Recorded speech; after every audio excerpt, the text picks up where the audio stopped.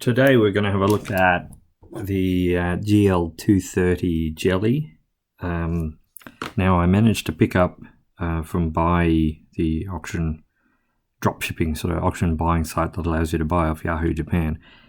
I picked up a couple. I've got a few jellies, all of which I'll review eventually, but this one's actually, I bought two of these. I managed to pick this one up. They're both the same watch, but one was new old stock, so brand new in the box, and I'll just show you what you kind of get when you get it. And then this one was one I picked up that supposedly had a fault.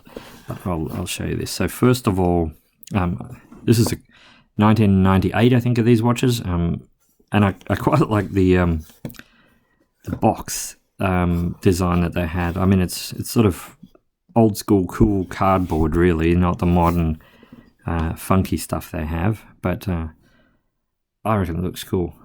I was a bit keen with the knife when I was cutting into the packaging and scored it there, but anyway, 20 bar, 1224, just the basics. But yeah, the design's kind of cool, the way that this slips off and continues that black line, and then the watch box opens thus, and there we have brand spanking new old stock of the GL230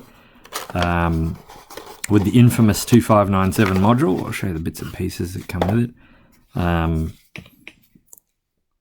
That's your instruction book and the old warranty card, etc.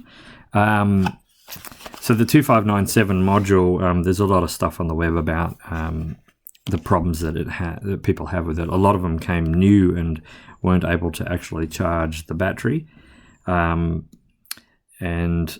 some of them a battery change would actually fix it up, but others you could change the battery, but it would just never charge that battery. It would always remain in this kind of recover mode. Thankfully, this one isn't affected by that, and I checked the serial numbers and things, and it was made during the period when they had dodgy modules. They did eventually fix the 2597, and it came good. You have to just get them later in that manufacture year. Now, I picked this one up. This is a used one, has been worn, and it was advertised for sale like dead, nothing on the display. And it couldn't charge, apparently. So I thought it was kind of worth the risk. I got it pretty cheap. And did a battery swap. Actually, well, first when I got it, I stuck it in the sun for ages, and it charged and looked good. As soon as I take it out of the sun, inside, boom, display would just go blank. So it wasn't obviously charging, but thankfully it was just a battery.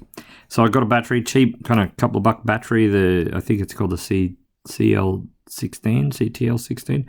I can put a link in the description, but it's a rechargeable lithium battery, and put it in the sun for a day, charged up beautifully, has been running ever since.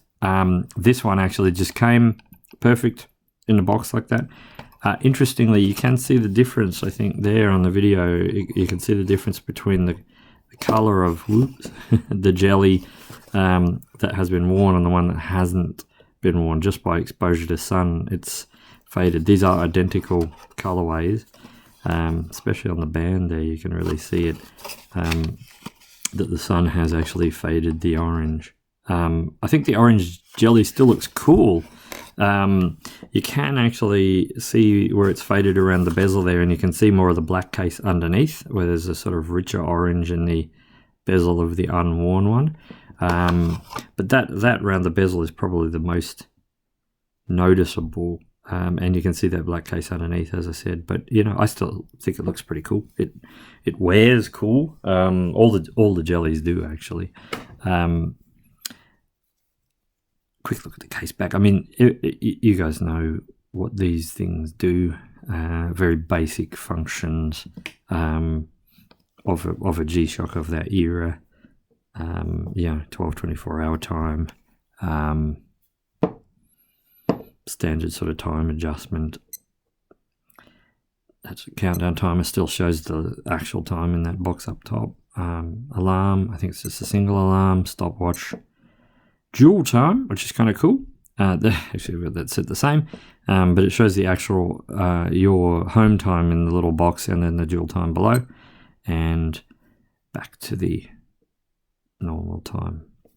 Anyway, it's just a quick look at the G-Shock GL230 Orange Jelly.